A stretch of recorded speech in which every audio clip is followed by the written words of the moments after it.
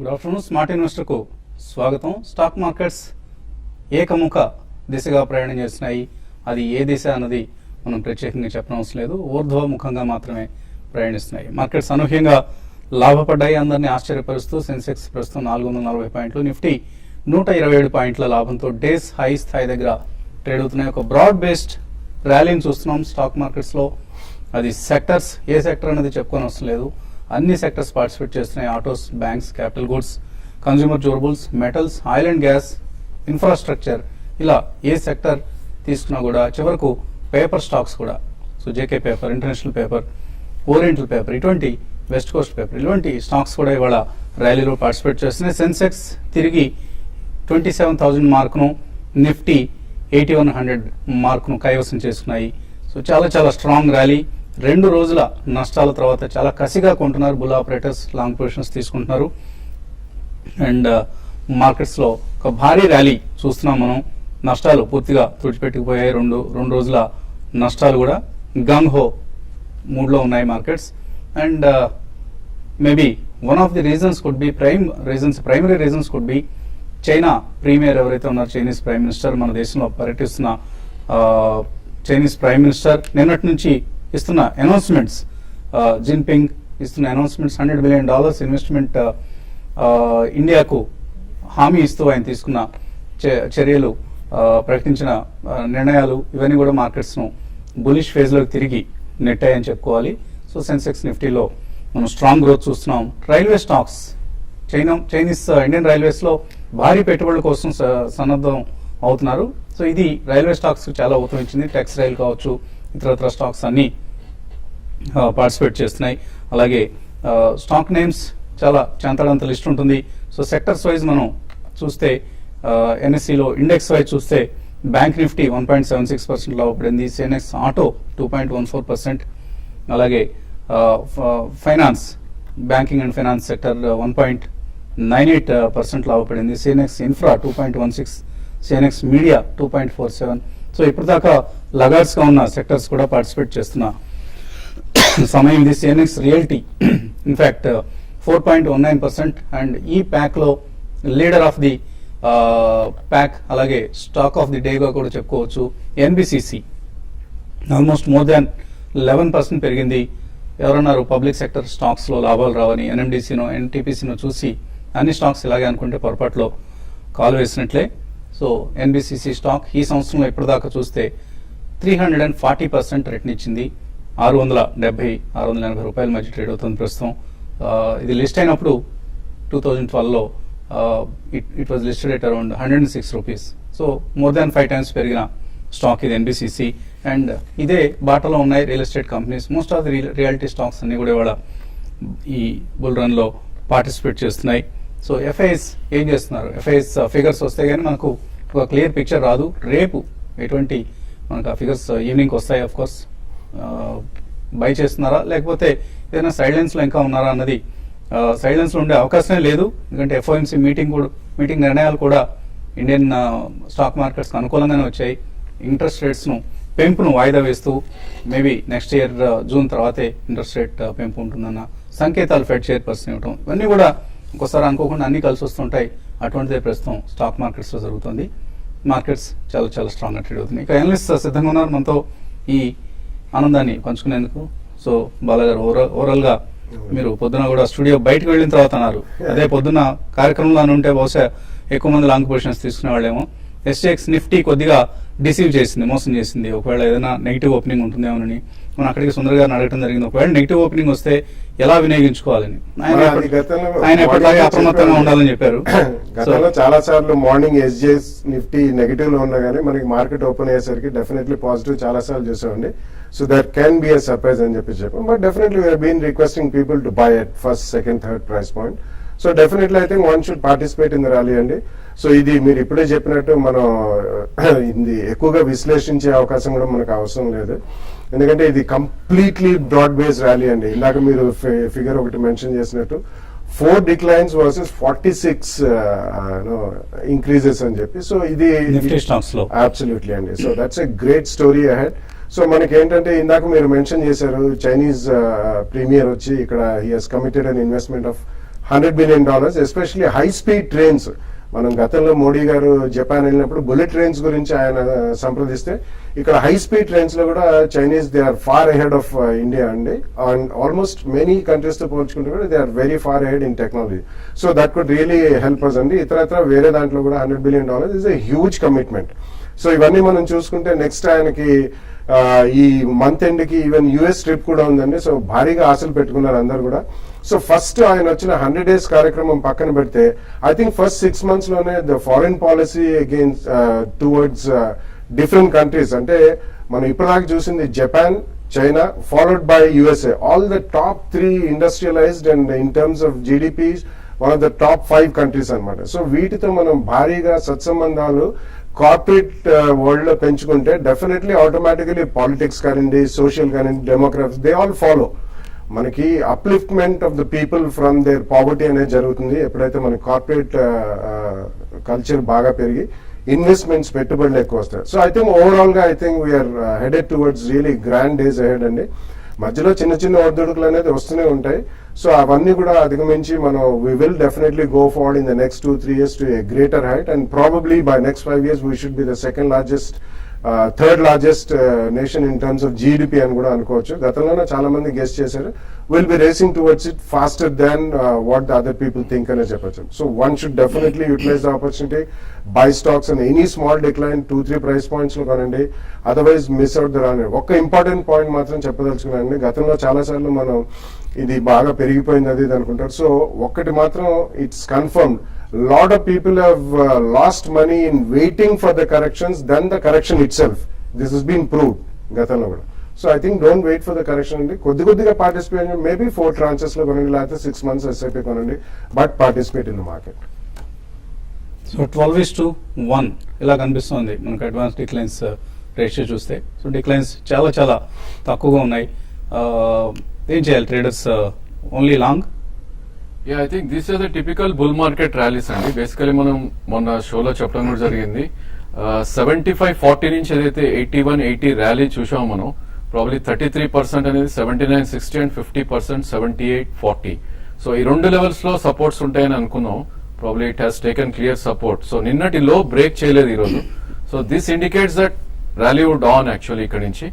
But this rally I think it's a short squeeze అని చెప్పొచ్చు. Basically మొన్న ఏదైతే క్రాష్ అయిందో ఆ బార్ మొత్తం ఎంగల్ఫ్ చేసింది ఈరోజు. సో డెఫినెట్లీ ఇక్కడ లాంగ్స్ అయితే I think you need to wait for correction, ఒక మైనర్ కరెక్షన్ వెయిట్ చేయొచ్చు. So as long as it trades above 8044, I think there is no threat for the bull run to continue. Only thing the range has shifted now to maybe 79-82 అని చెప్పొచ్చు. So definitely కొద్ది sideways ఉంటుంది. Next 5 to 6 sessions లో expiry కూడా ఉంది మనకి.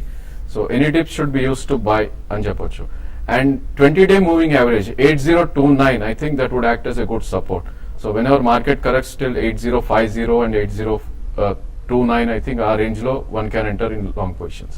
అదేవిధంగా bank Nifty I think మొన్నటి హై బ్రీచ్ కాలేకపోతుంది ఇంకా. So probably 16,169 was day before's high. So 16,200 వెళ్తేనే దీనిలో స్ట్రెంత్ ఐ థింక్ ఫర్దర్ కనిపిస్తుంది. So bank Nifty for the time being కొద్దిగా అవాయిడ్ చేయొచ్చు. But Nifty one should take long positions with 8023 as stop loss again on dips అని చెప్పొచ్చు. But ఈరోజు clear గా market లో there is new sector which has evolved like mid cap IT stocks అని చెప్పొచ్చు. So ఈ sector లో front line stocks in రోజులో they was lot of buying and all. But ఈ రోజు if you look at some stocks like Hexaware, RS software, ఇవన్నీ they have taken up actually. ఈ రోజు ఒక మంచి బుల్ రన్ చూస్తున్నాం వీటిలో. Though RS software around 14-15% up లో ఉన్నా కూడా probably it will touch 4 digit అని చెప్పొచ్చు ఇక్కడ. సో 750-760 ఆ రేంజ్ లో ఉంది. 1000 to 1100 rupees in the next 6 months to 1 year అని చెప్పొచ్చు. Any dips I think you need to accumulate these kind of stocks. Callers line ఉన్నారు. ఫస్ట్ కాలర్ సత్యనపల్లి నుంచి Lakshman. Hello sir, good afternoon sir. Good afternoon అండి. Sir L&T finance holdings long లో ఉన్నాయి. ఇప్పుడు ప్రస్తుతానికి market అంత పెరిగిన కూడా ఏం తరగట్లేదు సార్. అన్ని ఫైనాన్స్ అన్ని పెరుగుతున్నాయి. మరి వస్తామంటారా, వేరే దాంట్లో షిఫ్ట్ అవ్వమంటారా? సో ర్యాలీలో పార్టిసిపేట్ చేయని ఎల్ఎన్టీ ఫైనాన్స్ ఏం చేయాలి? Basically if you look at sector అంటే అన్ని స్టాక్స్ పార్టిసిపేట్ చేయాలని లేదు. If you look at reality వీటిలో మనం చూస్తే కనుక హెచ్డిఎల్ అవుట్ పర్ఫార్మ్ చేస్తుంది, జిఎంఆర్ మేబీ అండర్ పర్ఫార్మ్ చేస్తుంది అని చెప్పొచ్చు. అదేవిధంగా కొన్ని stocks will under perform in the market. So actually market పెరిగింది కాబట్టి మాత్రం పెరిగింది ఇది 2 to 2.5%. ఇది if you look at 200-day moving average కింద ట్రేడ్ అవుతుంది. దట్ ఈస్ వీకెస్ట్ స్టాక్ అనమాట ఇది. So any pull back till 200-day moving average అది అరౌండ్ 72.5 73 మధ్యలో ఉంది. సో అక్కడ you need to try to exit the stock. అదేవిధంగా నిన్నటి లో కనుక బ్రేక్ చేస్తే కనుక you should keep your stop loss. తర్వాత కాలర్ జ్యోతి హైదరాబాద్ నుంచి. హలో. హలో, నేను ఆస్ట్రా మైక్రోవేవ్ నిన్న తీసుకున్నానండి 115 లో షార్ట్ టైం కోసం. నెక్స్ట్ ఐడిఎఫ్సి 148 లో ఉన్నాయి. సో ఇవి తీసేసి ఎల్ఎన్టీ ఫైనాన్స్ లో పెట్టచ్చా? ఇంకా కొంచెం మనీ ఉంది, ఏం చేయమంటారు? ప్లస్ ఆస్ట్రా మైక్రోవేవ్ కొంచెం టార్గెట్స్ చెప్తారా షార్ట్ టైం కి? సో ఇప్పుడే విన్నారు మీరు ఎలాంటి ఫైనాన్స్ కొద్దిగా అండర్ పెర్ఫార్మ్ చేస్తుంది అన్న కామెంట్ను. సో ఎలాంటి ఫైనాన్స్ కంటే ఇంకా ఏదైనా బెటర్ స్టాక్ కి షిఫ్ట్ కావడం మంచిదా from Astra micro and IDFC? Yeah, definitely. I think Astro Micro you need to sell అండి.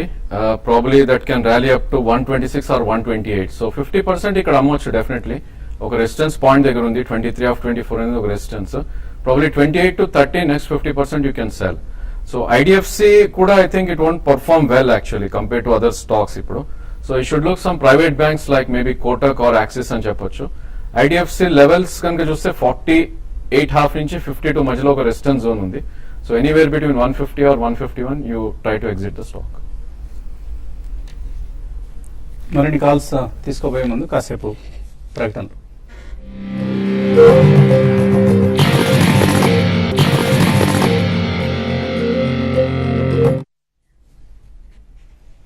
$129 లాభంతో నిఫ్టీ 8104 చాలా స్ట్రాంగ్ గా ఒక ట్రేడింగ్ సెషన్ ఇవాళ మనం చూస్తున్నాం. తర్వాత కాలర్ లైన్ లో ఉన్నారు విజయసాగర్. హలో. Hello sir. అడగండి Vijayasagar. Sir all of you very good afternoon sir. Bala sir గారిని రిక్వెస్ట్ చేస్తున్నాం సార్, ప్లీజ్ సార్. నేను Sona Koyo next ADF foods Jyoti structures కొనాలనుకున్నాను సార్. ఈ రేట్లో కొనచ్చు సార్. రెండోది ఏమంటే టాటా గ్లోబల్ బివరేజెస్ అమ్మేసి కాంటినెంటల్ కాఫీ లిమిటెడ్ కొన్నాను సార్. 156 లెక్కన అమ్మేసాను సార్. మళ్ళీ 85 లో ఎంటర్ అయ్యాను sir continental coffee limited. Long term investment sir please.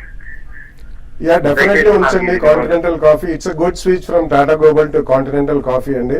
So ఇతరత్ర మీరు అడిగింది సోనా కోయో ఒకటి, ఏడిఎఫ్ అగ్రో డచ్ ఫుడ్స్ ఒకటి.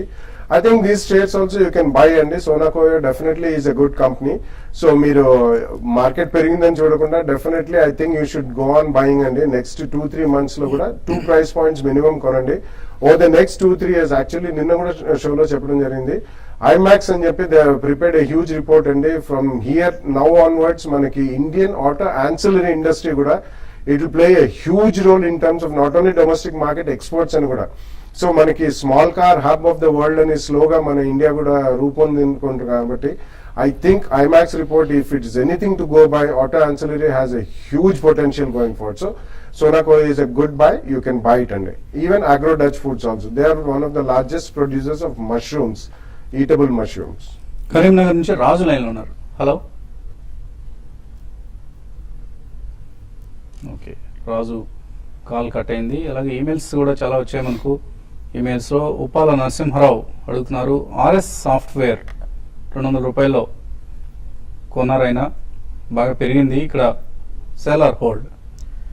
ఐ థింక్ షో స్టార్టింగ్ లోనే మనం చెప్పడం జరిగిందండి, it's making new highs every time. So definitely ఇది బ్రేక్అవుట్ మనకి 350-400 లో వచ్చింది. సో ఆల్రెడీ మనకి డబుల్ చూసాం లాస్ట్ 3 to 4 months లో. So I think there is not necessary to sell unless double అవసరం అయితే తప్ప. ప్రాబ్లీ ఇది 4 digit డెఫినెట్ గా చూసినట్టు కనిపిస్తుంది. యూసీఎస్ మంథని అడుగుతున్నారు, భారతీయ షిప్ యార్డ్ బిఎల్ కశ్యప్ ఈ రేట్లో తీసుకోవచ్చా? Yeah, BL Kashyap recently, HDFC వాళ్ళు they have done a large deal అండి, almost 35-40 lakh shares. బట్ అక్కడి నుంచి కూడా భారీగా పెరిగింది అది. ఐ థింక్ కొద్దిగా కొనండి. ఇట్స్ ఏ ప్యూర్లీ ఇన్ఫ్రాస్ట్రక్చర్ రంగంలో కన్స్ట్రక్షన్ కి చెందిన కంపెనీ అండి. I think you can by some quantity. Bharatiya ship yard also కొద్దిగా maybe in 2 to 3 price points కొనుక్కోవచ్చు. తర్వాత కాలర్ నర్సరావుపేట నుంచి రాజు. హలో, అడగండి Raju. Good afternoon sir. Good afternoon, అడగండి. మూమెంట్ ఏమీ లేదు, దాని నుంచి ఏదైనా బెటర్ దానికి రికమెండ్ చేస్తే బాగాని కోరుతున్నాను. Long term investment sir. Yeah basically it's a pure play tea company అండి మెక్లాయిడ్ రసెల్ అనేది. సో యాక్చువల్లీ మనకి ఇటువంటి వన్ కమోడిటీ బేస్డ్ కంపెనీస్ లో బెట్ చేయడం అంత మంచిది కాదు. సో మీకు రిటర్న్ రాలేదని మీరే చెప్తున్నారు. I think you should shift over to some of the companies like ఒకవేళ ఇందులోనే ఉండాలనుకుంటే Britannia, CCL products at least 2 price points లో కొనండి. Definitely they will show very good returns. ఇదే కాకుండా ప్రైవేట్ సెక్టర్ బ్యాంకింగ్ అని, ఆటో యాన్సిలరీ, ఫార్మా కంపెనీస్ లో మనం పదే చెప్తూనే ఉన్నాం చాలా సార్లు. So JB chemicals, Indoco remedies, Dishman pharma ఇటువంటివి డెఫినెట్లీ 2 ప్రైస్ పాయింట్స్ లో కొనొచ్చండి. అలాగే మీకు ఇప్పుడే రాజేందర్ గారు చెప్పారు mid cap IT has started performing now. So ఇటువంటి కంపెనీస్ కూడా డెఫినెట్లీ మీరు 2-3 ప్రైస్ పాయింట్స్ లో కొనండి.